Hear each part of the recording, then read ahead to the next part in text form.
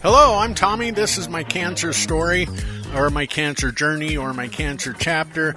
It keeps morphing. This podcast here is going to morph a little bit, and in the coming year, we are going to morph it into more of a let's talk about different pieces of everybody's story rather than grabbing somebody talking about their whole story. And these interviews are running pretty long. So, and I don't want the show to be over an hour tops. So what I'm going to do is every week, at some point in the new year, I have a couple more interviews to go through, and then we are going to start looking at certain subjects within it. So we'll either talk about diagnosis or treatment or support, and we will get people's stories about how that part of it affected them. And then once in a while, we will do a full story. Like today, I am not going to talk about anything other than Brenda and her story. So stick around for that. Keeping your kids healthy is the first step to protecting their dreams. When you keep them safe, there's no limit to how far they can go. Nothing is out of reach. No mission? Impossible. Give your son or daughter a better chance to see their dreams come true. Give them the HPV vaccine at age 11 or 12 to prevent HPV cancers later in life. All right, this week my guest is Brenda. She's a 63-year-old female that has gone through... Brenda, did you go through anal cancer? I'm special in like the Facebook group we met on because I have HPV 16 cancer of my vulva, and the tumor grew down and up onto my anus. So I had to have the radiation, but not the normal treatment that anal cancer people have. I see. I don't know how many. I had to have 35 radiation treatments and 8 chemos. Oh, wow. But I don't know what, I know that, but it's not that protocol that starts with the N. Nigro protocol, yeah. Yeah. Which is what I had, I believe. I believe that's what they call it. I did the 6 weeks and the 2 weeks of chemo. So let me ask you this then. So your symptoms probably were a lot different than mine. I just had a growth next to my butthole that I thought was a hemorrhoid. I am a ER ICU nurse. Okay. For 25 years. I seriously had, if you're diabetic, that finger stick you do that's not enough blood, but you go ahead and try to do it in the machine anyway. Right. Okay, that size of drop of blood, I had that 4 times over a 5-month period. 4 times. Once in the, like in the morning, I'd go to the bathroom and there'd be this tiny drop of blood, and I'm like, I cannot go to a doctor and say I have bleeding when it's this tiny. Right. And it's 4 times over 5 months, Heck, it could have just been a pimple or an ingrown hair. Right. Right. Yeah. You wipe too rough with the toilet paper or whatever, Yeah. And I went to my nurse practitioner for a GYN checkup, and it's amazing because she laid her hand on the outside of my body where my tumor was located. I had not even noticed it because it grew gradually, so it wasn't like suddenly I go, oh my gosh, there's a growth here, right. And her whole palm of her hand was covered in blood. Oh. And I'm like, no, there's never been that much blood. And she goes, and all she had done was touch me. So I think it was divine intervention that made it show up that way, because I had not felt it. I had not had lots of bleeding. I only did it because of another nurse friend just was like, go get checked. Right. And so there were 5 of us nurses that were going to go to the beach. And my doctor said, this is a life-changing experience. You go to the beach, enjoy yourself, and then you come back and you have your surgery. Okay, so your symptoms were a little different. Then how did they end up doing diagnosis for you? They did 9. They set me back up with the doctor, the GYN doctor, because she was afraid she couldn't get the bleeding to stop if she did biopsies. She was an NP.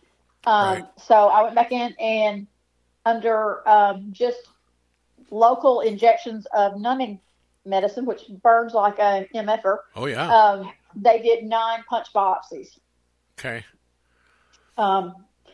I said, I think I called him. My GYN doctor is wonderful, and he's very young, and he looks like he's 12. My husband says no, 14, but little Doogie Howser there. I said, I think I called him a couple of names, a couple of times. And my husband, who was in the room, says, oh, no, it was way more than a couple of times because you'd get the shot and then it would burn and then they would do the biopsy. Right. And so there are three Kurt's there with each one of those 9 biopsies. The pathologist at the hospital unfortunately labeled it as dysplasia. Oh. My doctor, being on the ball, said, no, this is squamous cell carcinoma, and amended my pathology reports. Okay. And referred me to Nashville because I live at the edge of Western Kentucky where it meets Illinois and Missouri. Okay. And nobody in town does this surgery. So I got sent to a specialist in Nashville, and he immediately set me up for surgery and did it as an outpatient. And they used to treat this kind of surgery, did not sew you up. They just cut it out and left you to heal on your own. Yuck. And I was lucky that my doctor had changed that way and did sew everything up so I could go home as outpatient and heal, and then later started the radiation and the chemo. Interesting. So in my case with my anal cancer, I mean, I did have a growth, pretty good sized growth. That's how most people have it. And I would say it was probably close to a golf ball outside my anus. Really? Yeah. I mean, it was the most uncomfortable thing. And it was my doctor, my GP, she goes, wow, that's a rather large hemorrhoid. And I'm like, you think? And I told her, I don't think it's a hemorrhoid, because I have a friend of mine that had gone through this. And, I pretty much had braced myself going, okay, this is what it is. That's a big hemorrhoid. That would, and I've seen some big hemorrhoids taking care of patients, and I've not seen any that big. Yeah. This one was rather large, and so when I ended up going to the surgeon, she's the one that said, "Oh, we need to do a biopsy of this, and this could be," and that's when it was done. So. In my treatment, all I did was radiation and chemo. That's it. They didn't cut anything out. They didn't. Really? They didn't. I did no surgery. And the thing is I'm, almost 6 months out of treatment, came back a negative PET scan. And wow. That growth is almost gone. It's like That's I can still wonderful. feel some rough skin right there, like, because probably scar tissue. Yeah, and that's probably what it is. I mean, I would imagine that it's stretched out that much that it's not going to go back to, being nice and, wrinkly like the rest of the skin around my butthole. But that might be a little more than anybody wanted to know. But so it's interesting, the people that have had surgery and the people that haven't. So they did not they did not surgically remove the tumor that grew up the outside of my anus. Right. My tumor was only on the outside of my anus, and if they had it, I would have had to have had a colostomy. Right. So right, and they that's did not, And I think that's why they didn't do mine, because it was outside and inside. I ended up being stage 3, I believe 3A, which is. It's in my lymph nodes, and the tumor is rather large. But I don't have any lymph node involvement. Yeah, but it didn't have any spread anywhere else. So, I was like, okay, and now I just worry about it coming back. It's like, okay, is it going to come back? I don't know. Do I always look for it? Do I always check to see if I have any new hemorrhoids? Oh yeah. It's like, see, I worry about that because I didn't feel anything. And honestly, with radiation to your butthole, you do have bleeding easily and very fragile skin with a bowel movement or anything. And so every time there's a little drop of blood now, I'm like, this is bigger than what I had before. Right. This is, and is it a tear and normally they would treat that issue with estrogen, an estrogen-based topical ointment, but because I've had cancer, they can't give me estrogen. Oh. So we just kind of use like a lot of Aquaphor. Yeah, I used Aquaphor. And some kind of butt paste. butt paste or something. I can't remember the name of it. Boudreaux's butt paste. Yeah, Boudreaux's butt paste. It's like, and that one worked out. Every nurse has used Boudreaux's butt paste, yes. That worked out so good. I was like, and the hospital would always give me these tubes of this stuff that, it was probably real close to that, and it said organic on it, and it just, oh man, it stunk to high heaven, and I didn't like it, and it didn't work like I wanted it to. And I still have tubes of it that the nurse would hand me and go, here, take these. And I'm like, I don't want it. I got a bunch. And she'd be like, I'm trying to get rid of it so we can get something else. And I'm like, fine, I'll help you out, No, I want the Boudreaux's too. Yeah. Yeah. So I still have some of that. I've gotten to the point where now I carry a diaper bag with me. It's gotten to that point in my life. I gave up my backpack. I had a backpack that had a change of clothes, wipes, Aquaphor, everything you needed. It was like a bug out bag. Yep. And I carried it everywhere. And I finally, this past summer, said, I'm not carrying that anymore. Yeah. I have a little shoulder pack that I carry around, has all that stuff in it. And this fall, I was like, okay, I haven't had any issues. I'm, as long as I'm close to a bathroom, I'm okay. Right. And da-da-da-da-da. And so I went to my niece's birthday party at a pizza parlor. And we'll just leave the story there. It's horrible. It's embarrassing. I can't even think of the right words I want to use. It's just so demeaning, and you're embarrassed, and you're like angry, and you're humiliated. It's like, and it's terrible. But I have found that I usually have, like, I don't schedule anything any appointment out of the house before 10 a.m. Right. And I used to would do an 8 o'clock girl. Yeah. But I have to go to the bathroom, and I will usually have like 3 bowel movements in the morning, and then I'm usually good the rest of the day. But I also do not travel on a road trip anywhere or anything like that without taking Imodium every day. Right. I'm still on it's a prescription strength antidiarrheal. I can see it, and I can't think of the name of it. I want to say loperamide, and that's not it, but it's, And it's gone. I can't think of how to say it. And the thing is if I don't take it, I will have an accident. And it's like, I live in a very small house. I live in a little studio house, and there's times that I can't even make it from my bed to the toilet. Right. Right. It's like, when you gotta go, you gotta go. So working Get out of the way. Yeah, working. Going to work is impossible at this point. I still have not been able to go back to work, and part of that is I was driving for my job. Oh, yeah, you can't do that. No, depending on a gas station to be available, no. Right, and I had to go to certain stops and be there at certain times, and it was like, soon as I had an issue anywhere along the way, I was screwed for the rest of the day. Oh, I guess got lucky. Vulvar cancer, actually, if it's vulvar cancer in the United States, vulvar cancer, if it's with one other area, so mine was also my anus, right, qualifies for 100% disability on the first try. See, I applied for disability, and I still haven't heard back. And people have to fight for it and fight for it and fight for it. I don't know why vulvar qualifies. They were like, this is on the website. I did use an attorney because I didn't want to have to gather all the paperwork. Right. And it was money I didn't have anyway. So take your 4% or 3%, whatever it was. Yeah. It's like, just go ahead, just do it for me. Yeah, help me out. But he said, it's on, here's the website right here. You qualify. There's no ifs, ands, but I did go to a lady though that was, when I did go for my disability, meeting, she goes, and she called me by a different name, not mispronounced my name wrong, but a totally different name. Right. And then she said something else, and I was like, and she was on a laptop, and she had driven down from Louisville for the meeting.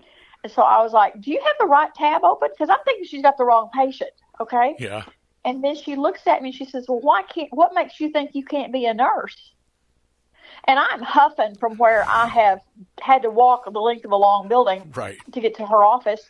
And I'm still sitting there going, and I go, well, for one thing, I'm an ICU and ER nurse, and I'm the one who does compressions, and you're going to die. Yeah. Yeah. No, that's not talking about me having to go to the bathroom in the middle of it. Right. You know? Right. That's, I still suffer with that. I still suffer. I'm, like I say, I'm 6 months out, and there's times that I'll be walking through the store, and it's all of a sudden, okay, I'm done. I got to go sit down somewhere. It's like, it's ridiculous, and it's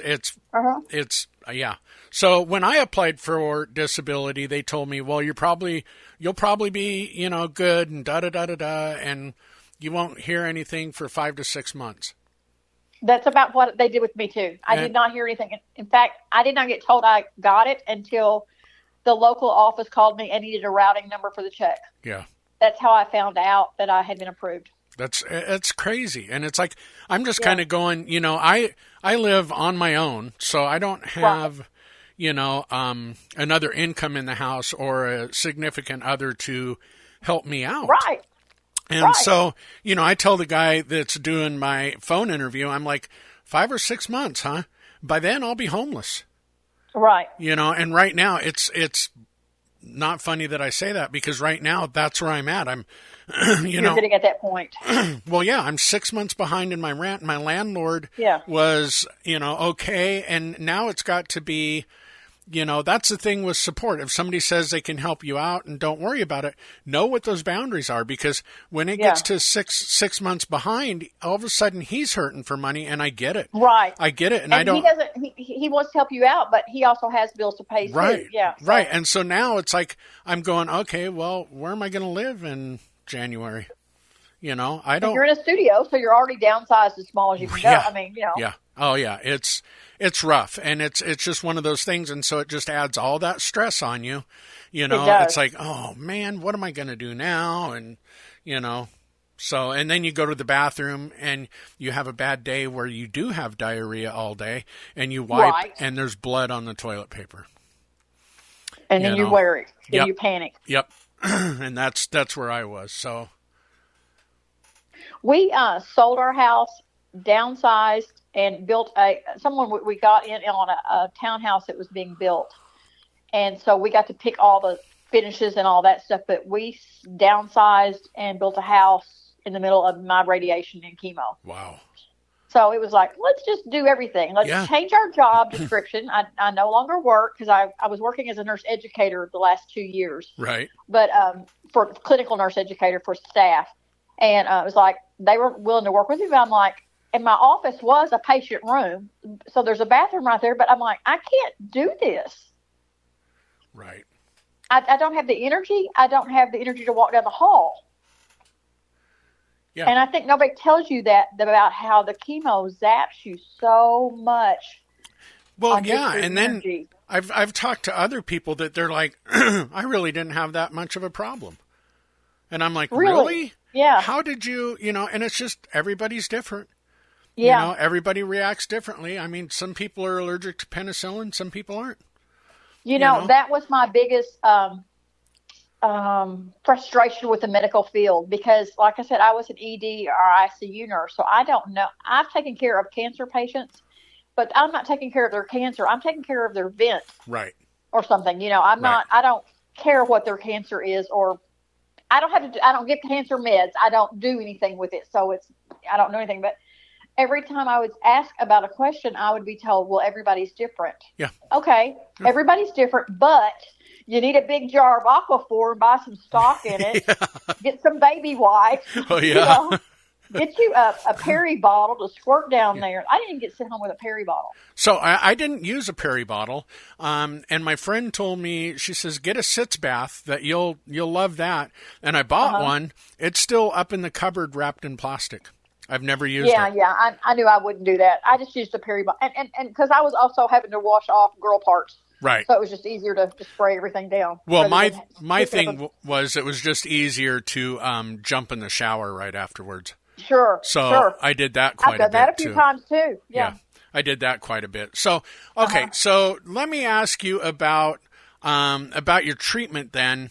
Well, first off, let's go back to the diagnosis. When they first told you it was cancer, how did that hit you? How did it hit you when you heard cancer?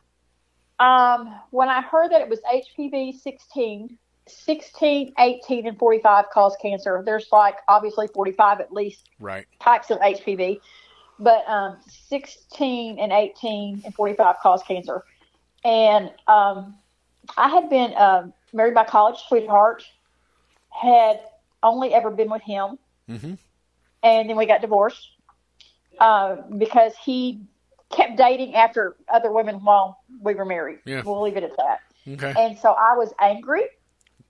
Understandably. That I thought I had done the good thing. Right. And then I've been married to a wonderful man for 29 years now. Nice. So life is good. But he, like I told you earlier, he was a smoker. Right. So he was husky, had a hoarse voice. Mm-hmm. And HPV 16 also it affects men in their throat. Right. It is now the number one throat cancer over smoking. Wow. Is HPV 16. So I immediately get him in because I'm worried I have now given him something. Right. And instead it was just a smoker huskiness. And I got lucky. I went in to my friend. He scoped him, had me stand there and goes, no, this is where it was at, blah, blah, blah. If he had it, and he did not. So, but I felt guilty thinking I've given this to him. Right. It was just hard thinking that I love to travel, and it was hard to think that I won't be able to travel anymore because, as a nurse, I could pick up bonus days and make big bucks and pay for a trip, Right. And now I'm on disability, and it doesn't pay what my nurse pay was equal to. Oh no, not even close. No, and I'm talking, they would pay like a $300 bonus to pick up an extra shift. Yeah. Well, I'll do that. I can do that. No problems. Right. Here's the thing, though. You're only a couple years older than I am. And so we're both from a time where, if somebody got cancer, that was a death sentence. Yes. That word was so horrendous. And I guess you being a nurse, you kind of got a little used to it, or maybe you understood that it wasn't that death sentence that everybody made it out to be. I still had a flashback to a lady today. I cried about her today. I've been a nurse. I graduated in 99, and she was my nurse. I was her nurse, and she had cancer, and she was very ethereal looking. Is that the right word? Very angelic looking. Okay. She just very frail looking. Sure. And she had 3 little kids that were under the age of 7, probably. And I came in that night to work, and she said, I had a dream today while you were at home sleeping. I had a dream, and God's going to heal me. Okay. And I was like, oh, okay, that's great. Right. And the next night when I came in, she wasn't there. Oh. And I still think about her and wonder about how her kids are now. Yeah. That are in their 30s, Right. That's a tough one. Yeah. So I think that's hard. I think I remember those people. Yeah.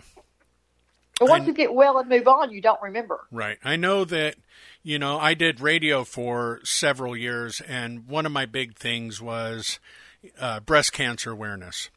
And it was funny because, all my friends and everybody in the area were like, oh, you're just a boob man.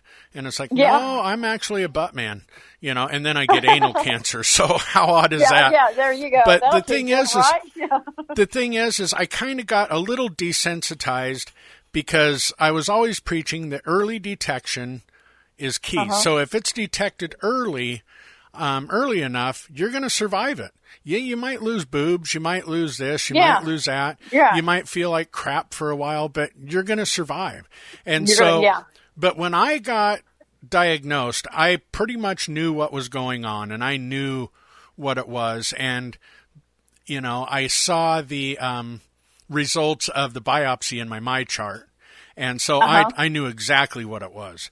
But I still... and my chart said mine was dysplasia, so it was negative. See, and mine said it was a squamous cell, and so when the surgeon called me, because she said, if I call you, it's because it's positive. If my assistant calls you, it'll be just to schedule a surgery. And so she calls me, and I'm like, yep, I know, I saw it. And I was fine until she said the word cancerous.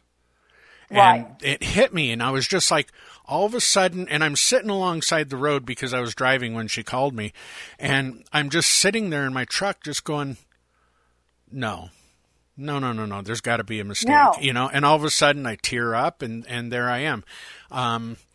Ever since the treatment, well, even before the treatment, my emotions have just been on a roller coaster. All over the place, yes. Yeah.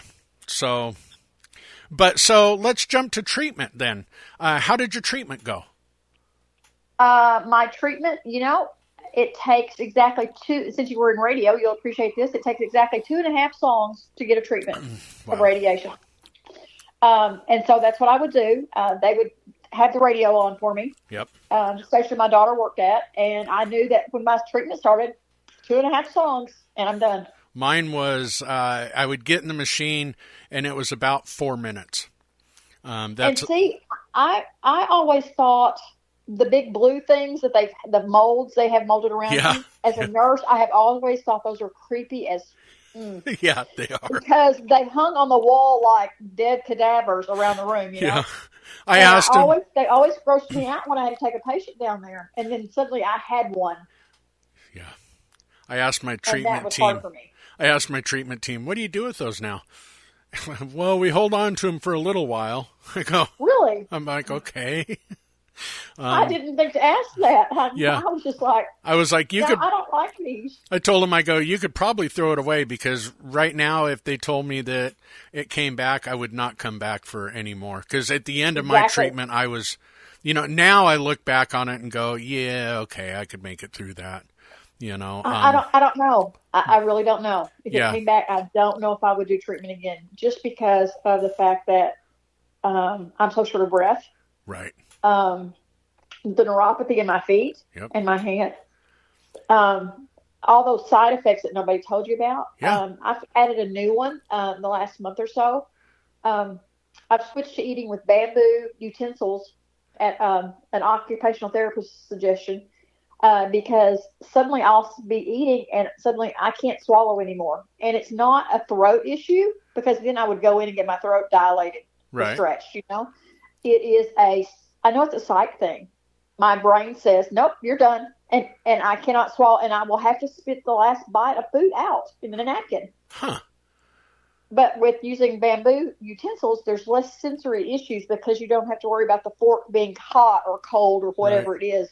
Right. And the bamboo, you don't have that. So I try to using bamboo utensils now and look like and they're baby utensils, okay? Right. They're toddlers. What about plastic utensils? They don't bother me either. Huh. The bamboo, you can just throw in the washer and wash them. Right. Interesting. So that's your weirdest side effect. Mine is my nipples hurt. And really? Yeah, and it's like I can feel them, and I feel a bit of a lump right underneath the areola, and it's like they don't, like if I move my shirt over it, it's not like they're rubbed raw or anything. But you're aware of the rubbing? No. They hurt when pressure is applied. So like if I'm in the car and a seat belt is across it, that hurts. If my dog comes up and lays down on my chest and puts pressure on it, that hurts. And they both hurt. And they both have those little lumps. So my doctor's like, well, I'm going to have to send you in for a mammogram. And I'm like, I just had a PET scan that said I was clear from my head to my knees. So that's kind of a waste of time. And she's like, well, that's what your insurance, that's the steps we have to go and blah, blah, blah. And so I went in and we did the mammogram. That came back clear, but they did an ultrasound on it and they went, yeah, you do have some lumps underneath your nipples. It is gynecomastia. Really? And so, so basically the only thing, and we're still trying to track down why, but I believe, so they tested my testosterone, and it is on the lower end of the scale. It's still within that range, but it's at the lower end.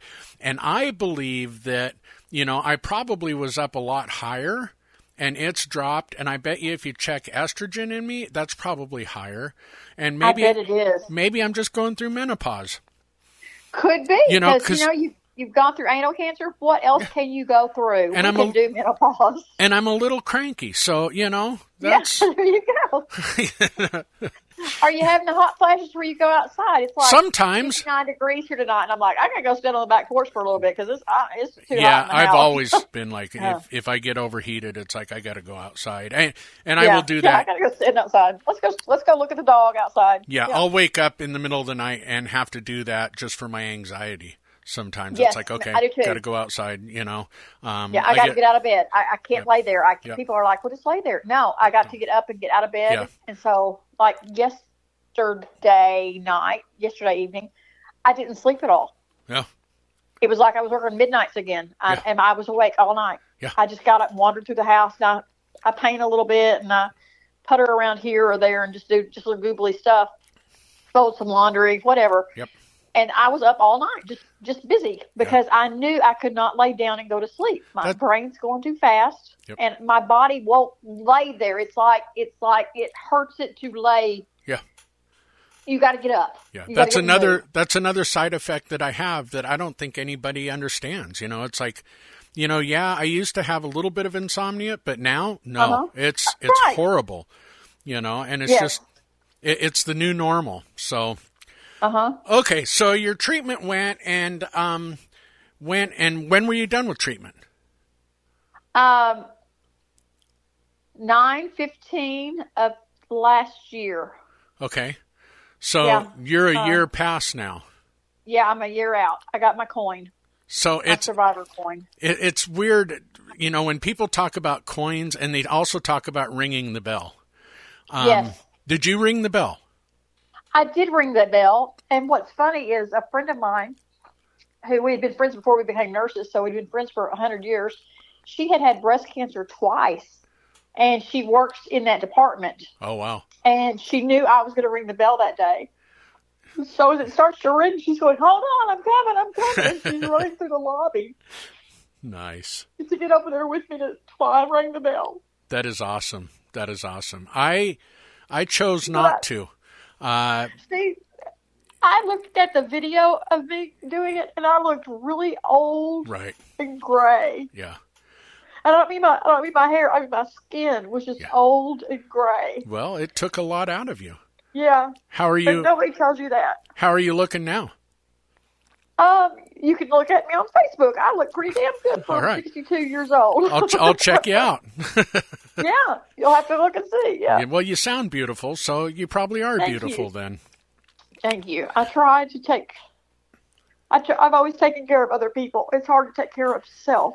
That's one of the things that I've found. It's like I always want to make somebody else happy, and now I'm in the position where I need help, and it's hard to ask for that help, and it's very hard sometimes accept that help, and it's and then when you do ask for it, in my circles, it seems like the people that are hurting themselves and can't afford it are the ones that step up and help the most often. Isn't that true? That true? And the ones that it wouldn't make a difference to, they don't do anything. And it's just like, it's a very humbling experience to put a GoFundMe link out there. Yeah. Or your Venmo or Cash App. Yeah. I was humbled when my daughter that lives out of state wanted to do a meal train for me. Yeah. I was like, oh, I'm fine. We can do this. It'll be okay. I'm married. We can, we can. Yeah. But that was something she wanted to do because she couldn't help because she wasn't local. Yeah. So how did very humbling. How did your diet change? I have a tendency to eat the same thing. Like this week, I've got really good blackberries from Aldi's. Oh. And they're huge, and I've ate like probably 5 quarts of blackberries. I go like every 2 days and get 2 quarts of blackberries and some cottage cheese. Well, but I'll eat the same thing for several days in a row, and then suddenly I don't want that anymore, and then I'll switch to something else. That's not blood on your toilet paper. I'm just telling you, it's blackberries. Sometimes it's not. It could be the blackberries. No, it could be the blackberries, but yes. So. And I still like Mexican food. Yeah. I still like spicy stuff. Yeah, I do too. I just know I take an Imodium. It'll be okay. Yeah. I had a navigation nurse through mine, part of my support group. And then I did not. She referred me to a dietitian, and the dietitian, the first time I talked to her, she was like, don't change your diet at all.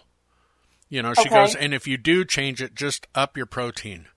And I'm like, okay. I don't get enough protein. I do not do that. She's like, that's the one that you need the most is the protein. She goes, but anything that you're eating is good.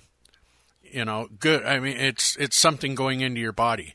Right. You're going to get to the point where you're not going to want to eat at all. And I did. I went through. Right. Yes. I would eat rice-a-roni noodles. Oh. A box of that would last me like 4 meals. Oh man. Because that's how small of an amount I would eat. Yeah. My thing was, before all my symptoms started, I was 300 pounds. Just over 300 pounds. When I got done with treatment, a couple weeks after treatment when I went in, and that was when I was at my lowest and just feeling the crappiest, was about a week to 2 weeks after treatment. I was 243, I believe, was my low. Wow, so 60 pounds. Yeah, now I'm back up to 250. I'm right at 250, and it's like I'm going, okay, I got to stop eating so much junk, because it's like now I've got my appetite back, and I'm right. And I want junk. I want. Especially this time of year, I want the Chex Mix. Yeah. I want the carbs. Yeah. I don't want protein. I don't. I like the chips and cheese with jalapenos. Yeah. So, anyway. Yeah. I'll tell you, the good cheese is the Ponchos from Walmart. Oh, I'll have to try it. I worked it's not real expensive, and I will sometimes fix a little rice-a-roni cups of rice, and then pour that cheese into it and stir it up after my rice is cooked. I'll stir it up, and it's the same chicken, cheese, and rice you have at the Mexican place, only it's just rice and cheese. I worked for a creamery in Milton, Freewater, Oregon, called Walla Walla Cheese Company. And you can look them up on the internet, wallawallacheesecompany.com. You can order cheeses from there. And I was a cheesemaker. I pasteurized milk, and it was a great time in my life, but that place is 4 hours away from me now, and it's like, I wish I was still there. Yeah. There's a lot of stuff in my life that changed, that resulted in me moving, but right. It's like I loved that job. I loved that place, and there's some awesome cheese. wallawallacheesecompany.com. Walla Walla Cheese Company. I will have to look it up. And you can order cheese on their website, and it's fantastic. One of the ones that I would recommend, if you like spicy, there's a habanero cheddar.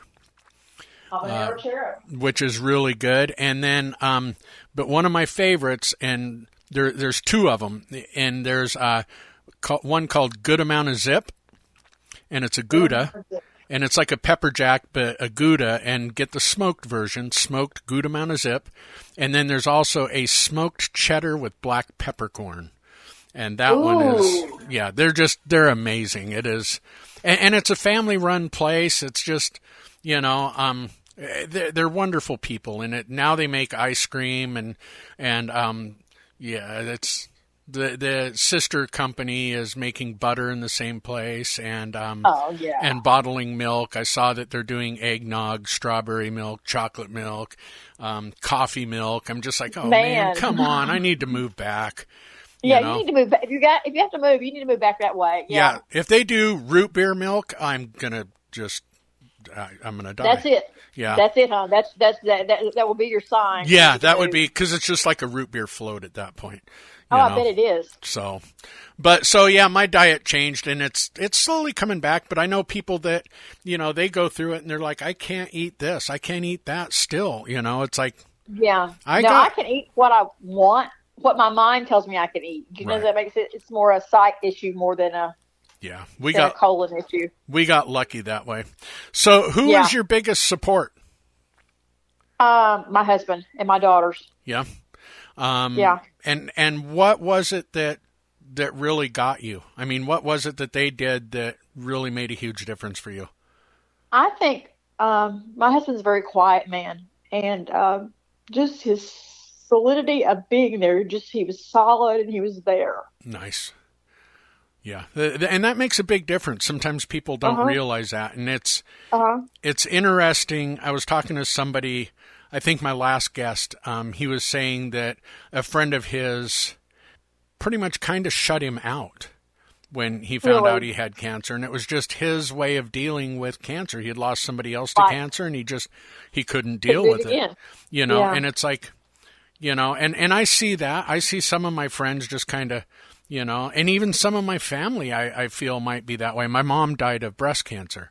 So I see some of my family that just kind of shy away from it a little bit. And then, you know, my sister was probably my biggest supporter. She was really there through a lot of it. And I think a lot of that is just that she lives so close and we're close anyway. Right. You know, so that was a big help. And I hope that anybody going through this has great support. You know, yes. My navigation nurse, if they don't have navigation nurses wherever you're at, they did not. They do. It's funny because a friend of mine is a navigation nurse for breast cancer at another hospital here in town. But where I went to, they did not navigate me with anybody. I didn't talk to a dietitian. I didn't talk to a nurse practitioner. I didn't talk to anybody. Right. See, because my surgery was in in Nashville. Right. And then I came back and did my chemo and radiation in Paducah, and they coordinated. They all talked together, but we just didn't have that navigator. Yeah, so these navigators do all of them. I mean, you know, it's like they aren't just an anal cancer navigator or a breast cancer. It's weird that, you know, breast cancer. I'd like people to talk about anal cancer as much as they talk about breast cancer. You know, my big complaint is we have a 4-lane road in our town that pretty much just runs through the whole town. Okay. There are like 4 billboards for erectile dysfunction. Yeah. There's not a single one about HPV cancer. Right, because the erectile dysfunction is somebody trying to sell you a pill. That's right. That's a moneymaker. Yep. And anal cancer's not a moneymaker. Right. You know? Right now, breast cancer still kind of is, so... You know, and to me, it's just, it's backwards. It's like, let's talk about this, you know, let's make it aware. Let people know. Yeah. So they don't have a huge tumor before they do something about it. Let people know that this is something that if we catch it quick enough, we can at least treat it so you have some longer life than you thought you maybe would have got years ago. Honestly, how many people have HPV and have never been told that cancer is a possibility?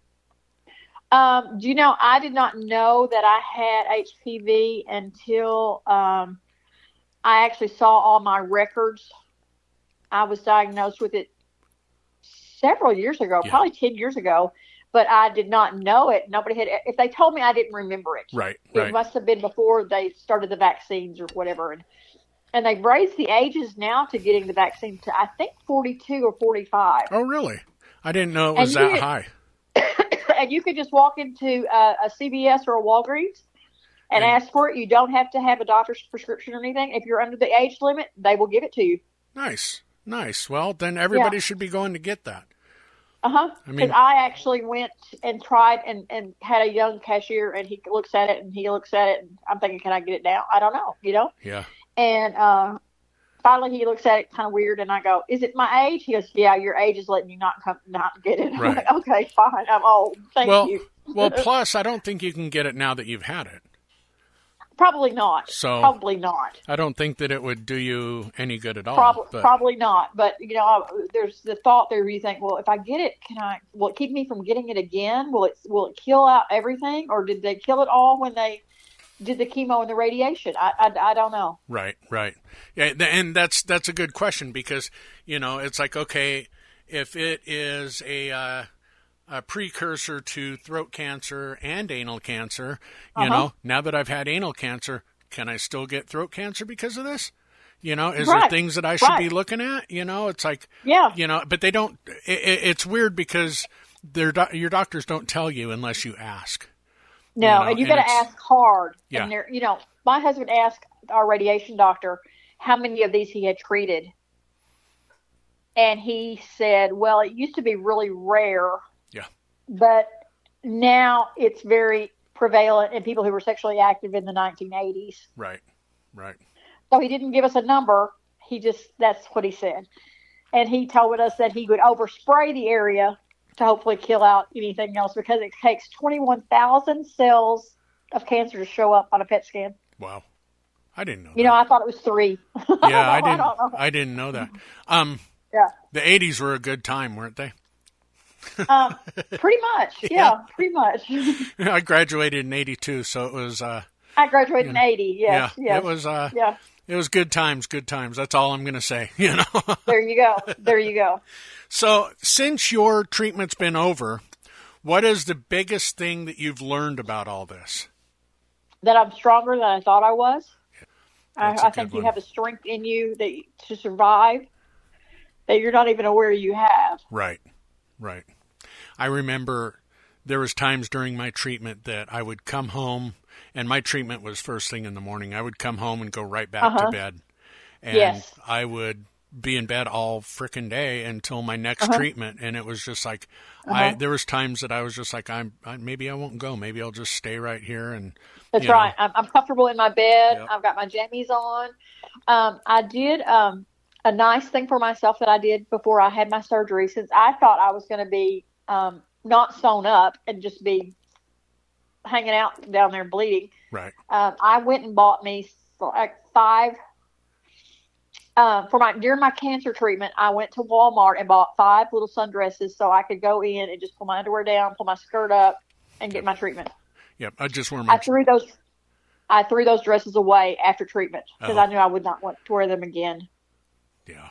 I just wore. And then I bought nice jammies for after the treatment so that I could lounge around and be comfortable. I wore a T-shirt and pajama pants, and I got to the point where I was wearing them to the hospital, and I got designer pajama pants that had pictures of my 2 dogs on them. I love it. It was just like a couple of throws that have our dogs' faces on them. Yes, and that's cool. And then my other ones were Pink Floyd had the prism. So yes. My brother-in-law, who is 4 years older than me, just passed from other issues. He had health issues, but he his whole funeral was Pink Floyd. They played Pink Floyd the entire time. Wow. He also did radio back in the 80s, and they recorded his last episode. It was something about Into the Night or something like that. And they recorded the very last episode, and KMS, the Kentucky the UK, the Murray website college, they played it. Oh, nice. On the night of his funeral. That's nice. That is that's an awesome. Yeah. And radio's one of those families that you can't get out of it, And now there's sadly there's no money in it, and everybody's gone to automation. And, right. Yes, and they go in and voice track and go home. Yep. Go in and spend 3 hours and voice track a whole week, and you're done. And it's like, I don't even want to listen to that anymore, so I don't. Yeah. And that's the thing I tell people. Most people, when they want to hear something, they pull up their phone and find what they want to hear. If they want to know what the weather's like. I remember being a kid having to get up and listen to the radio to see if there was school on a snow day. That's right. Now you get a text to your phone before you even wake up. Yeah, it's like, don't call me now. Yeah. I'm not ready to start my day. Yeah, it's like there's no fun in that. There's no, I guess. I don't know. That watching to see if you're going to get called off for no school. Right. Or watching the news on TV and watching that crawl across the bottom, Yeah. Yes. It was crazy. And then somebody'd come in and turn the channel right before it got to your town. You're like, no! No, I've watched all the counties. Yeah. No, I've got to watch it again. Yeah. Damn it. That's right. Oh, yeah. Fun.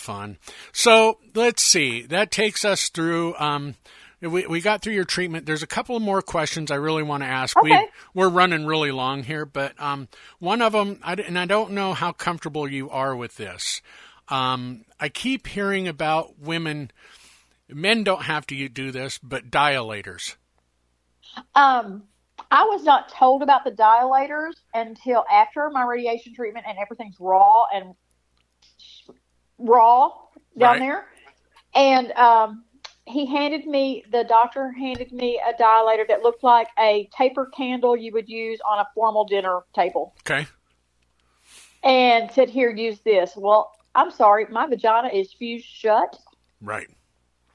And that's not going anywhere. Yeah. This is probably too graphic for you, and you can bleep it out. I could put maybe the tip of my little finger in my vagina as far as it would go. Wow. When I went for my last exam, my doctor broke all the scar tissue so he could get in there and see and do a pap smear. Oh, so under no medication or alcohol. So if I'd known ahead of time, I'd done something. Yes. So he opened you right up. Yeah. So I assume it all fused back together. I don't know. I can only get the tip of my finger in there. Right. And so I bought the big box off of Amazon that had smaller ones and multiple sizes. Right. And I tried the smallest one, which was probably the size of a number 2 pencil. It ain't going in there either. Wow. It's not happening.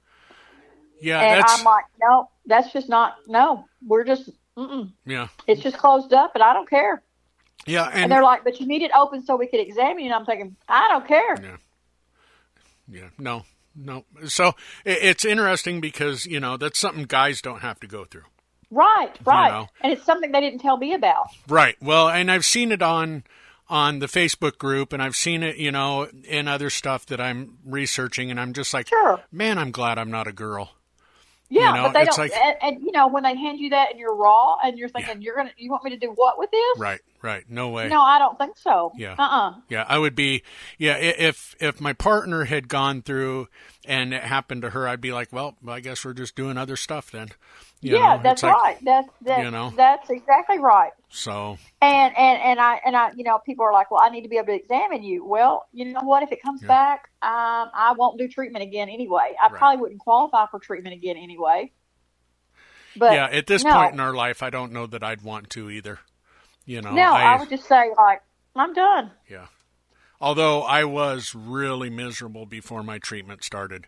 Having that size of a growth down there was just... I bet. Was just horrible.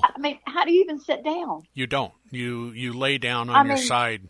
And stay on one hip, huh? Yeah. Yeah. I mean, it was miserable. And then to have a job where I was driving was even worse. And that would be horrible. I bled so bad that there was times that I would bleed through my pants, and have a big old blood stain on my ass. It was just... And how do you go into your job with that?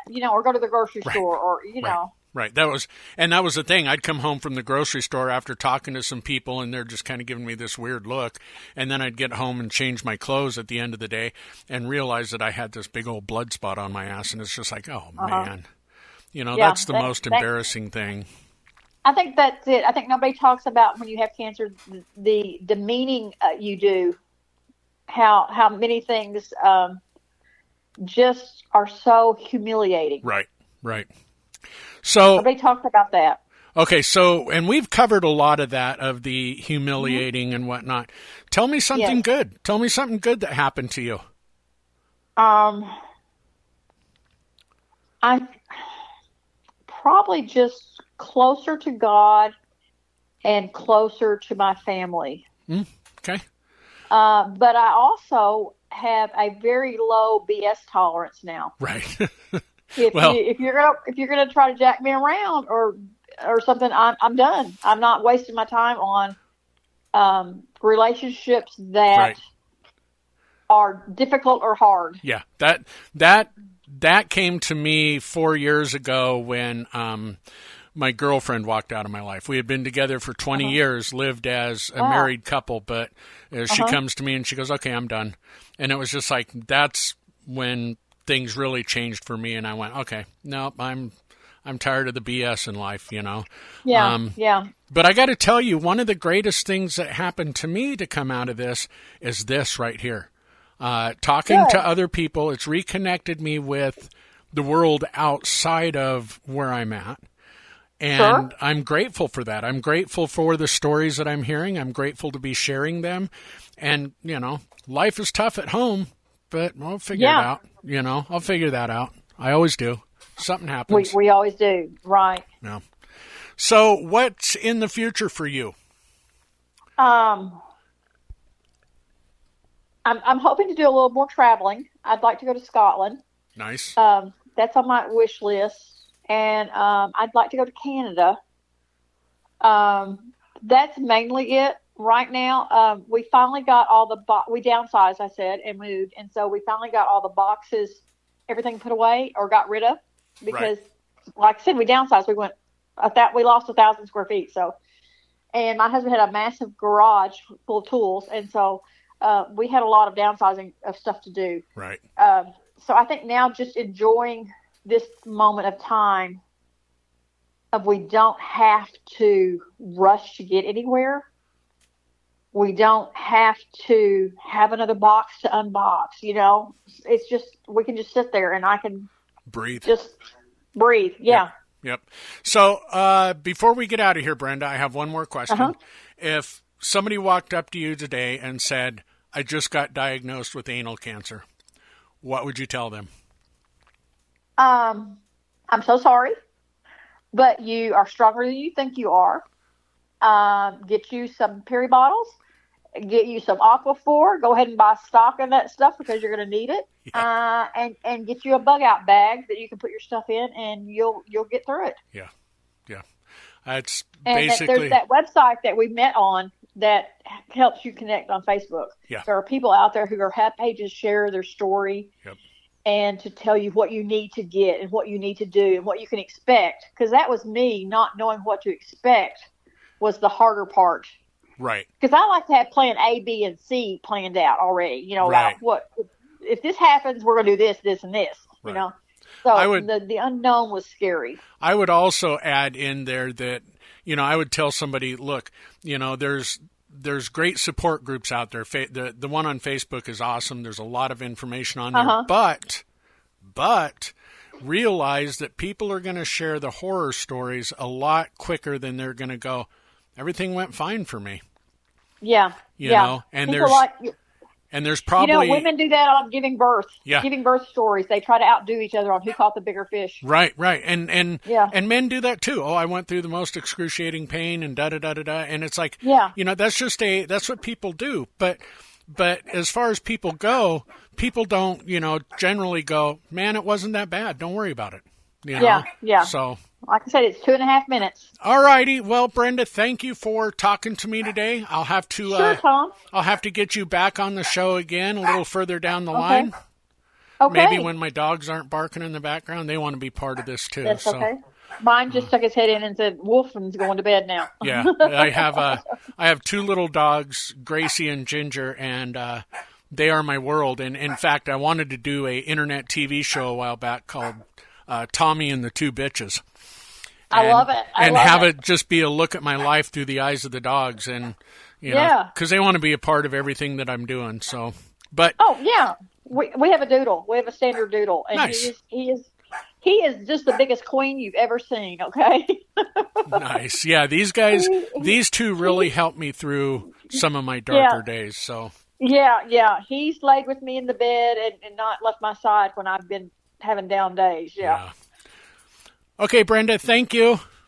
Thank you, Tommy. All right, so that'll wrap up this week's episode. Make sure you like and subscribe, and if you have questions, leave comments. If you want to share part of your story or your whole story, send me a message. But the biggest thing you can do for me, like and subscribe right down below. And leave a comment.